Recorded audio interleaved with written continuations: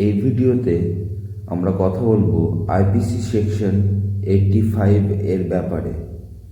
ধারা 85 এর ডেফিনেশন আছে, nothing is an offence which is done by a person who at the time of doing it is by reason of intoxication incapable of knowing the nature of the act, or that he is doing what is either wrong or contrary to law, provided that the thing which intoxicated him was administered him without his knowledge or against his will. Section 85 a act of a person incapable of judgment by reason of intoxication caused against his will এর কথা বলে। মানে কোনো ব্যক্তি এমন act করে এবং সেই অ্যাক্টটিকে জাজ করার মতো সে ক্যাপেবল না, যে কাজটি সে করছে সেটি ঠিক না ভুল। কেন ক্যাপেবল না জাজ করতে? কারণ সে ইনটক্সিকেটেড বা নেশাগ্রস্ত, এবং এই নেশাটি তাকে করানো হয়েছে তার উইল বা ইচ্ছার এগেনস্টে।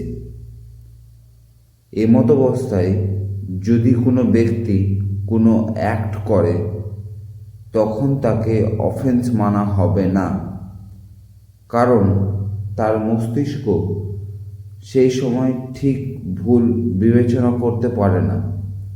যে কাজটি সে করছে তার নেচার কি, তার ফলাফল কি হবে, অর কন্ট্রারি টু ল, মানে যেটি ল এর দ্বারা নিষিদ্ধ করা হয়েছে। ইনটক্সিকেশন এর অবস্থায় সে এই জিনিসগুলো বুঝতে পারে না। নেক্সট লাইন পড়ুন। Provided that the thing which intoxicated him was administered to him without his knowledge or against his will. মানে তাকে নেশাগ্রস্ত করার জন্য প্রোভাইড করা হয়েছে। এটি খুব গুরুত্বপূর্ণ পয়েন্ট এই সেকশনের, মন দিয়ে শুনবেন। যদি তাকে নেশাগ্রস্ত করানো হয়েছে তার উইল বা ইচ্ছার এগেনস্টে, সে জানে না যে জিনিসটি সে কনজিউম করছে তার মধ্যে নেশা আছে।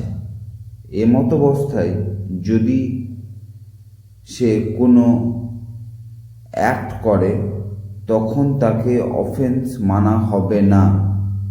শুধুমাত্র তখনই এই সেকশন লাগু হবে। আর যদি সে নিজের ইচ্ছেতে বা মর্জিতে নেশা করে কোনো অ্যাক্ট করে তো তাকে অফেন্স মানা হবে। যেমন এক ব্যক্তি ড্রিঙ্ক করে বাড়ি যাওয়ার জন্য গাড়ি ড্রাইভ করছে, এমন অবস্থায় তার অ্যাক্সিডেন্ট হয়ে গেল। এখন এটি বলে সে বাঁচতে পারবে না, আমি তো ইনটক্সিকেশনের অবস্থায় ছিলাম, কারণ সে নিজের ইচ্ছায় ড্রিঙ্ক করেছে। সে জানে এই অবস্থায় গাড়ি চালালে অ্যাক্সিডেন্ট হতে পারে, তারপরেও সে গাড়ি চালিয়েছে। তখন সে লায়েবল হবে ড্রিঙ্ক অ্যান্ড ড্রাইভের জন্য। আর যদি তাকে নেশা করানো হয়েছে, সে জানে না যে জিনিসটি সে কনজিউম করছে তার মধ্যে নেশা আছে, এমতাবস্থায় যদি অ্যাক্ট করে তখন তাকে অফেন্স মানা হবে না, তখন আইপিসি সেকশন 85 লাগু হবে। এই ছিল আইপিসি সেকশন 85। আশা করছি বুঝতে পেরেছেন। খুব সহজ ভাষায় তুলে ধরার চেষ্টা করেছি। যদি কোনো কনফিউশন থাকে কমেন্টে জানাবেন। আইপিসির মধ্যে 511টি সেকশন বা ধারা আছে।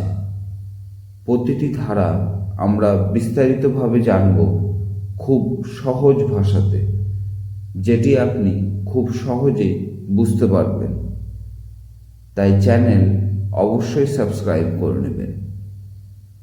ধন্যবাদ।